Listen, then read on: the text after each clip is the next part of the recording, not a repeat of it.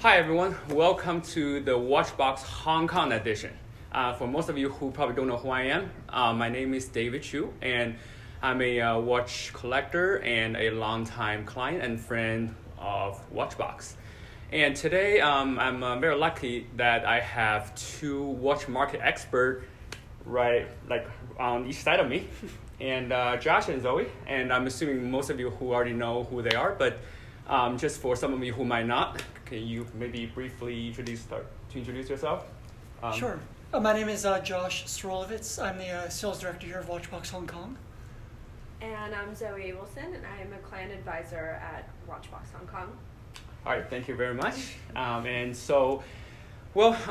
Luckily I'm here in Hong Kong for a few days, and I have a few questions that actually quite a few of my watch collector friends back in the US and actually quite a few different places all over in the world, they have some questions and they want to ask. And I want to start by saying thank you so much for giving me the time and such a short notice for agreeing to do this.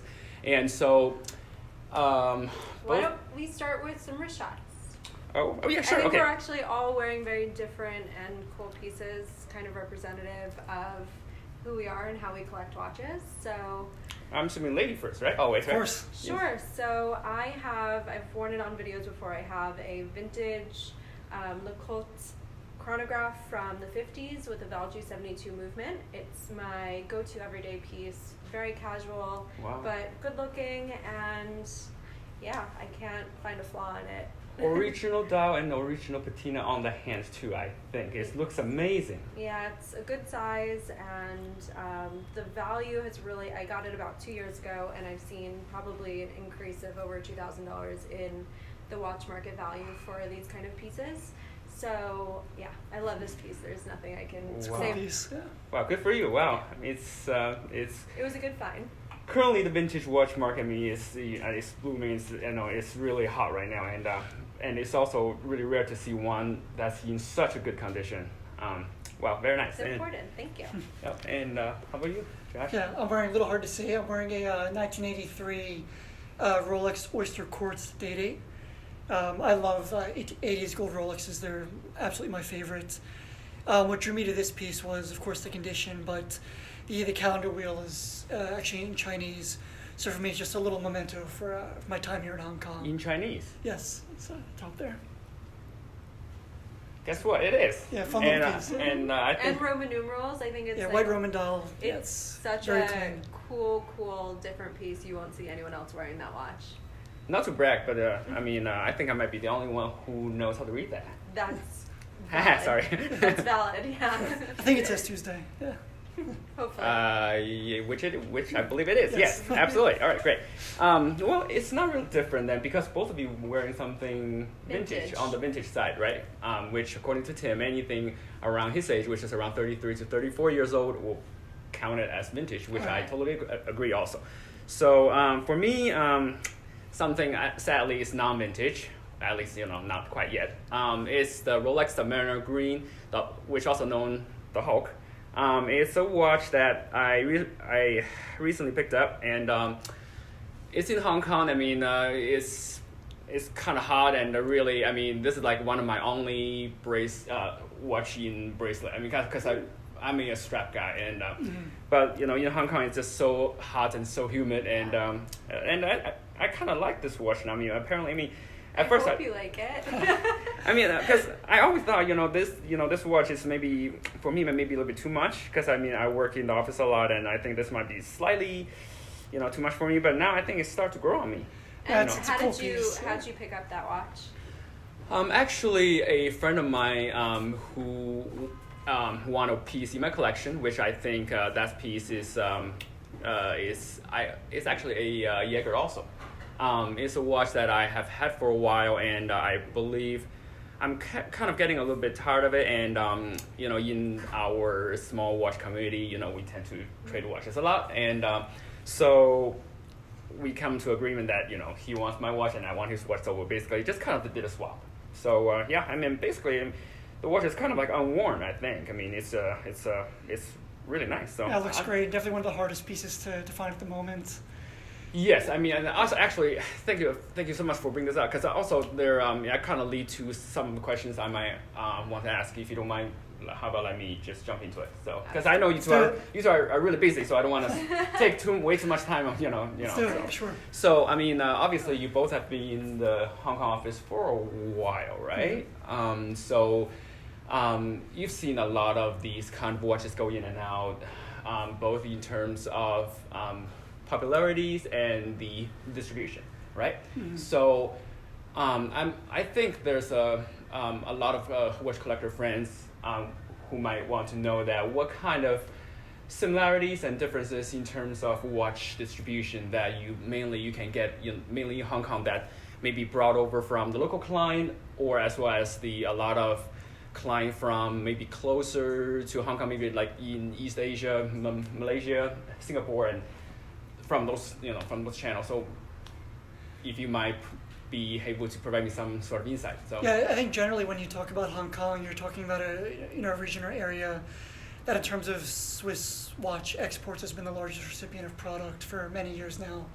And as a result of that, the level of watches, the caliber of collectors are so much more mature than, for example, in the States or other regions. So we see a lot of people on the street wearing fantastic pieces, Grand Complications, big Patek's, Richard Mille's, things that you don't see as commonly, at least anywhere else in my experience. And that's everything from basic Rolexes again up to the 6-7 figure price point pieces. So you're saying, another word that to spend about the same amount of money compared to a consumer from US and a consumer from somewhere local. Local people, they tend to buy something with, if they want to spend that amount of money, they will buy more higher complication watch, where versus US, they tend to buy something simple. Is that what you're... I think watches have been a bigger part of the culture here for a longer time than in the States. Okay. And as a result of that, people have more mature tastes and more knowledge about serious pieces, and as a result of that, have decades more of collections and just really crazy things come out of the woodwork all the time. I see. Is that what's your experience also? Yeah, absolutely. I've kind of been blown away by Hong Kong and the amount of distribution and the collections that we've experienced working here. It's, like Josh said, kind of another level where people come in with 600 watches in their collection, and they're all fabulous watches, and they just kind of stay in a safe. So we get access to inventory that's kind of unparalleled or else in the world, where a lot of the amazing pieces you just don't see in the US or maybe even Europe, they're here in Asia, and we have access to it because people, a lot of parts outside of Hong Kong don't really have people to sell their watches to, trusted sources to buy pre-owned, so people travel all over from Asia to come to Hong Kong and work with us, and we have access to so many pieces that I've never even seen in person before coming here. So working in Hong Kong has really, I've gained so much knowledge just for being here in 8 months that I don't think I ever would if I continued to just trade in the US, honestly. What I'm getting is, so it sounds like there are a lot of grand complication watches and interesting high horology watches that you guys have never seen before in the US, but now you can have access to these now in Hong Kong. But what about the ones that, I mean, right now is really hot, as what everybody knows in general? Do I need to say any more? Rolex Daytona, any sport watches, or AP Royal Oak, 15400, those, for example. So pretty amazing. So it's as simple as just asking around. Collectors are all kind of in the know, and they all talk to each other. So if we're looking for a specific watch, like a 15400 with a blue dial, or a 15202, which you can't just walk into a boutique and purchase, we can probably source it within a matter of days, and that's pretty incredible. I had a client that just kind of bought all of these hot pieces without realizing that they'd be so hot and garner a premium in the future. And whenever he sees that the market's hot, he comes to us to sell them, and we, it's so cool. So, another word that there are more pieces that actually, there are more opportunity that you can capture in Hong Kong. More distribution for sure. More distribution for sure. Absolutely. Okay. Wow. It's funny because for example, in the States, if you want to go buy a Patek Philippe, for example, as a consumer, in Philadelphia, our company Govberg is the only AD in the whole city. In one city, we're the only dealer. Okay. But you come here in central Hong Kong, and if someone wants to buy, a bit Caltrave or something of that nature, there's 4 or 5 Patek authorized dealers on this one street right Down here. the street, yeah. Wow. So the amount of watches here and the amount of dealers, and just again, it's so ingrained in the culture and the society here. It's really fascinating. It's so much fun. So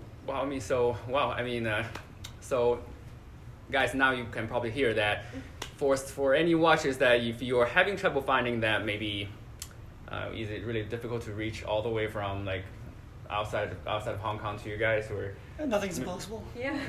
maybe if the cost of making phone call might be too high, just maybe send you guys an email. So it sounds like you do have access to many nice watches, right? Now we handle clients outside of Hong Kong as well, Singapore, Japan, South Korea, Philippines. Wow. So it's very very common for us to do so.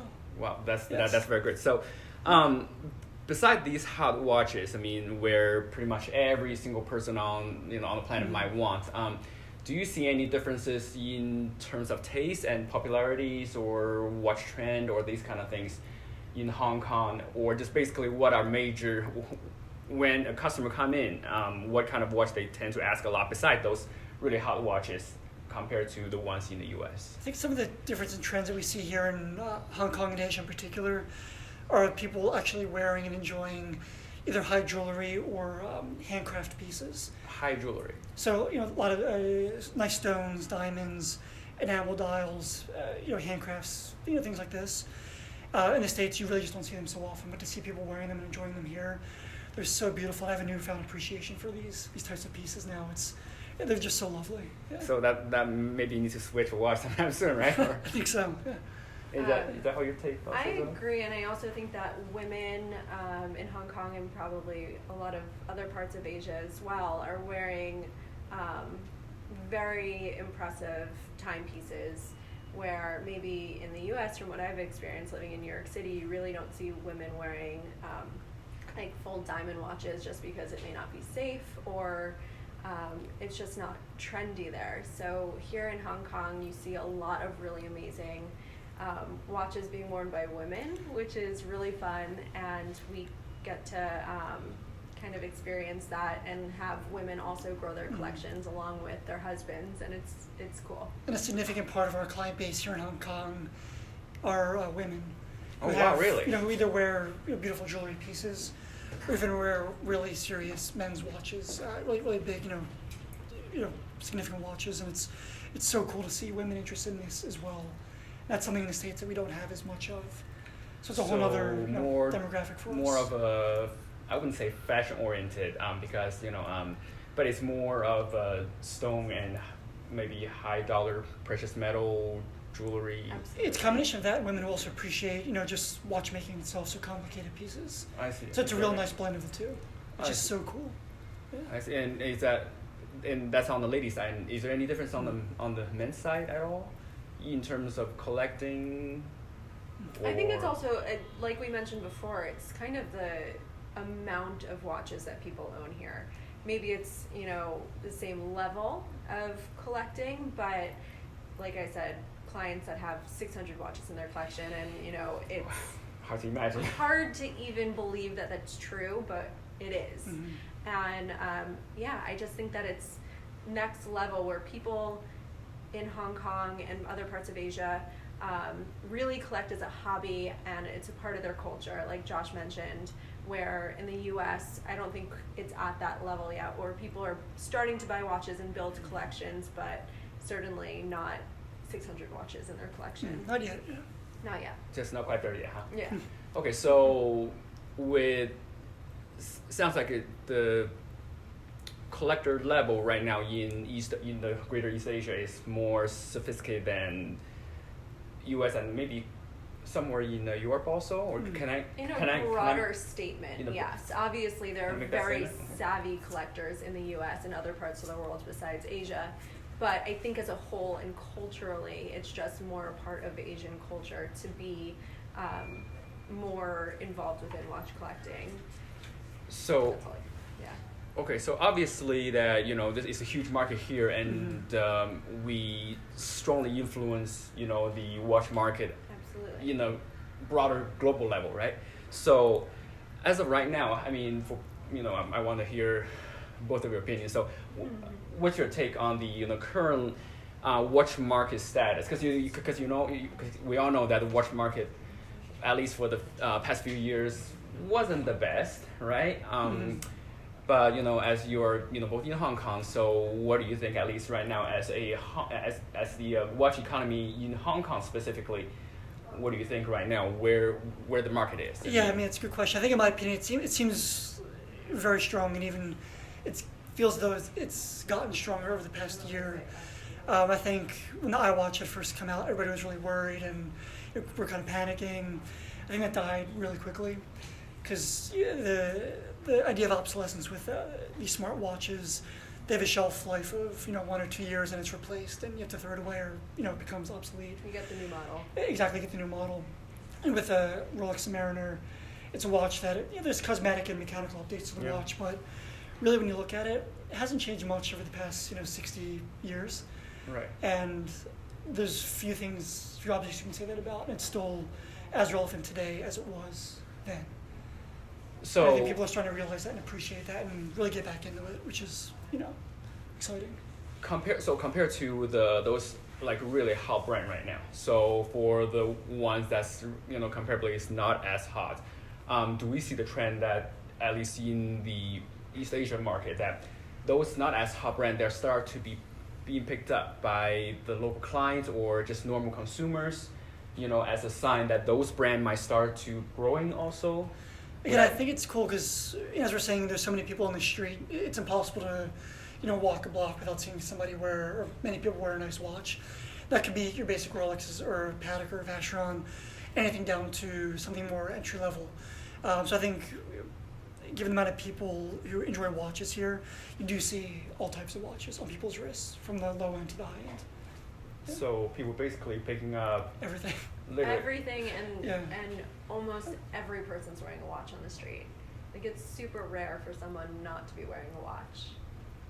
Wow. So, well, I mean, I haven't really been here for that long, even though I was originally from Hong Kong, but I haven't, basically paid that much attention. But so it seems like you said, if like watch is a huge thing in Hong Kong. And beside those really hot brands, and we do see people wearing all different type of watches, different type of brand, different type of models. Full range. Like full range. Yeah. So, if that's a current situation, it maybe because I see this as this watch market is basically a sign for the entire global watch market. So I think it trickles down for sure. Kind of starts over here and then it affects the other markets. Yeah, the trends we've noticed the trends start to, form in Asia and make their way west. So something becomes popular in Asia, then makes its way to Europe, and then finally the States follow suit. So I think, again, this deep passion for watches is going to continue to grow. Of course here, but I think it will continue to make its way and, gain popularity elsewhere. And if that's a current situation, and we also predicting, not really predicting, but based on the current situation, we do see this will be the trend that we not only the really hot brand is still growing, but everything is just basically going up, and which ultimately I'm hoping influence the entire watch market as a whole. Do you agree? Yeah, I mean, people want nice things, right? And they want to be unique and be different, and having a nice watch is a really cool way to express one's character and one's taste. And it's easy to have. It's not like an expensive car. Watch is easy to transport and travel with and have with you all the time. So I mean, with pre-owned especially, it allows you to have something maybe that's discontinued or no longer able to be purchased as new. So you have something that's rare and exciting you'll never see somebody else have. So it makes you feel special, and it is something that is special. It's also it's one of the only things that men really have to accessorize, except maybe their shoes and obviously clothes, glasses, but your watch is that special piece that you get to, always have with you and really you know, they're special for different reasons. Either you just love the way that it looks and the way that it makes you feel, or it has sentimental value, and that's always on your wrist, it's always visible. And so I think watches are just something that will never die, regardless of any mechanical, you know, updates. And even though watches aren't 100% necessary, they're a little bit antiquated with phones and everything else that we have, technology, but there'll always be a market for it because they mean more than just a timepiece. It's actually sometimes a part of people and a part of your history. That's really good to hear. I mean, that actually calmed me down a little bit because, you know, before coming in, I was kind of getting worried, you know. I'm really hoping to hear some good news because, you know, because I'm certain that our, you know, watch collector friends from everywhere in the world, we all want to know, you know, this is going to be the current trend. And, you know, ideally, the concept of pre-owned watch will be start to spread out. I'm hoping becoming a thing because as my last understanding is, in East Asia there are still territories or countries or places that they don't quite accept the term of pre-owned watches. They think, correct, okay, I'll buy new watches. Yeah. I mean, what if I get scammed or you know? So, I'm assuming they're starting to accept the term, you know, being how once they see how professional WatchBox or you know similar company that, you know, that's like. So we're working very passionately to change that mental stigma behind the negative notions of pre-owned. And I think it's important that when you're buying a pre-owned watch, you know, for example, with a company like WatchBox, it's a business that's, you know, backed by an authorized dealer who also houses an authorized repair center. So you're buying a watch that's guaranteed to be 100% correct and legitimate, warranted without question. So you know if there's any issues, they'll be taken care of properly. We don't have to worry about there being any counterfeit parts or, you know, inconsistencies that, you know, it's a peace of mind that you might not get many other places. Absolutely. And also one of the things that I found personally to me that, I mean, I don't have the problem of not trusting the pre-owned, you know, watch. But I mean, one thing is, you know, especially for me, you know, back home in the U.S., I live in Kansas, so there's not really many places where I can try out watches. Right. WatchBox app, I mean, that's something that personally I find to be useful. And so maybe Zoe, can you? I mean, personally, the function that I enjoy the most are two of them. One is the probably this is not the correct term, but to me, I would like to call it a watch wearing simulator. So it's AR, augmented reality, or is it VR? Yeah, augmented reality. Yes. And basically you can visualize, you get to use your app to visualize what the watch will look like on your wrist, which is super helpful and so cool. Absolutely. And that's, I mean, you can try on watches without actually having to fly to Philadelphia or Hong Kong to actually see the watch in person.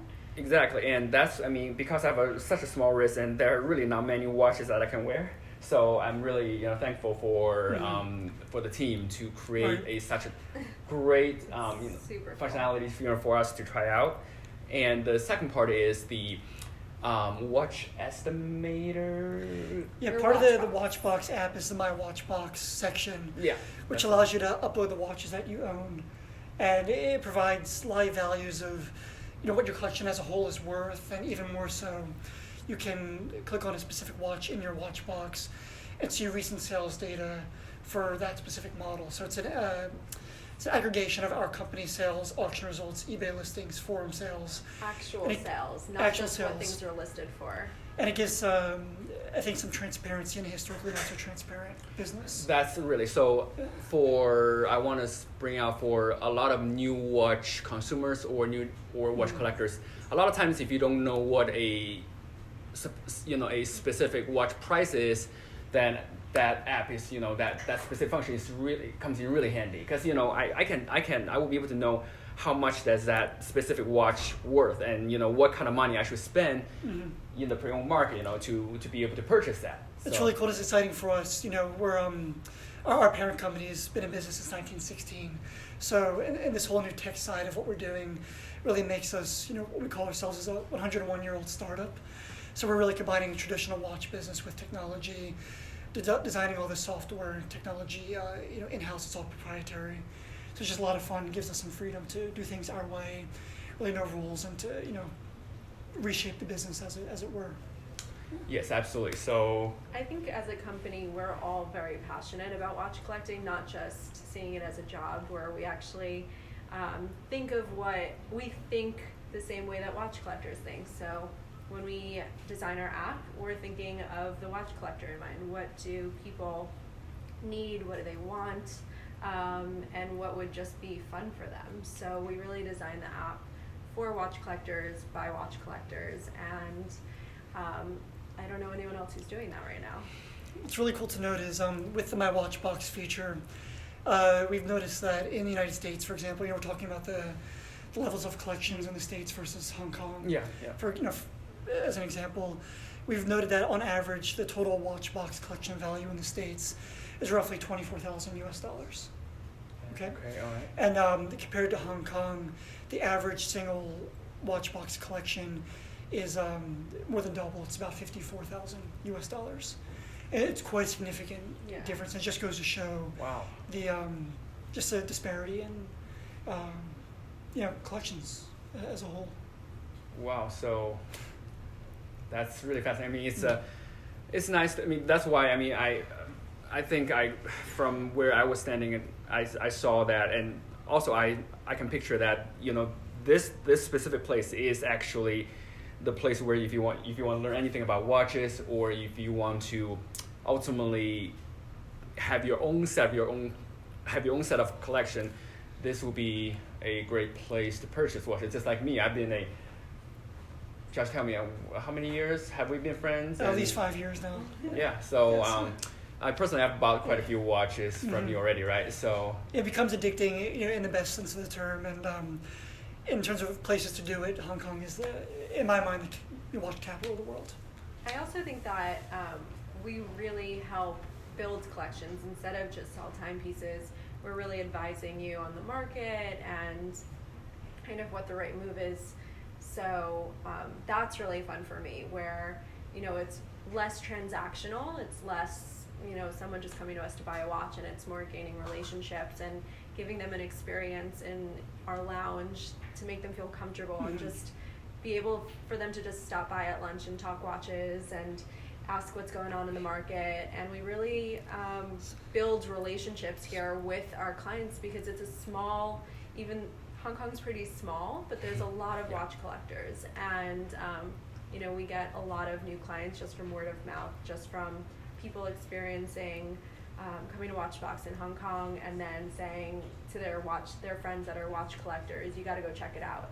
So what we're doing here in Hong Kong is very different than other places. There's a ton of places you can buy gray market in Hong Kong, or you can buy pre-owned in other places in Hong Kong, but it's a different experience. This is more white glove, where if you go to Mongkok or TST, to the dealers, that's transactional. That's trading watches in a way that it's it's not personal, and it's not as trusted when you come here and you speak to Josh or I or the other traders, and you really learn about the watch that you're buying.